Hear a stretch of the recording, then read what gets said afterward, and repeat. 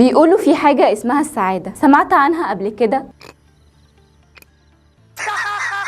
طب عمرك حسيت بيها؟ طيب عارف ايه هو سر السعادة؟ في اغنية للفنان آدم بتقول: وساعات كتير القسوة اسباب للسعادة. ما هو لازم سعادة آدم تبقى بالقسوة، امال هينكد علينا ازاي؟ تعالوا نعرف ايه هي السعادة واسبابها عند الناس العادية مش عند آدم. انا ايمان شاهين وده اخر متر. لو سألت حد ايه هي اسباب السعادة، كل واحد هيقول اسبابه. مثلا في ناس هتقولك اكل الشوكولاتة من غير ما اتخن، او فنجان قهوة مظبوط مع كتاب واغنية لفيروز، ودول ناس عميقة ملناش دعوة بيهم، او قاعدة كده على البحر من غير دوشة من اي حد. وفي ناس هتجيب من الاخر وتقول يبقى معايا فلوس كتير واجيب كل اللي نفسي فيه. ولو سألتني انا هقولك ان الاهل يكسب. بس هو الاول انت عارف يعني ايه سعادة اصلا ولا انت كحيان؟ يا ابني انت كحيان، انت كحيان يا محمد.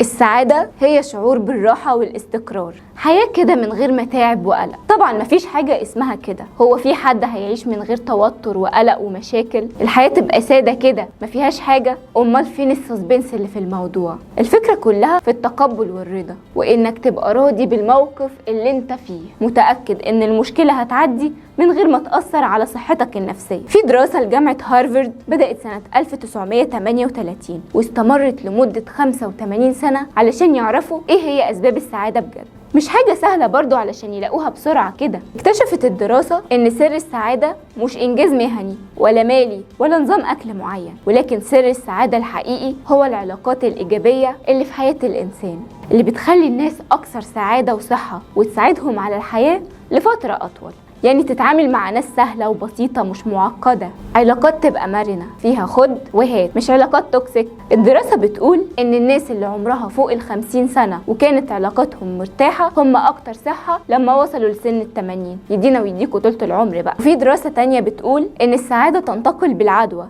ضمن الاصدقاء او افراد الاسرة الواحدة، يعني كل ما كنت في دايرة ناس سعيدة انت كمان هتبقى سعيد ومبسوط. والدراسة بتقول ان الدنمارك هي اكتر الدول سعادة. يلا بينا نروح الدنمارك. وان مصر في المركز ال151. ده احنا بعاد قوي.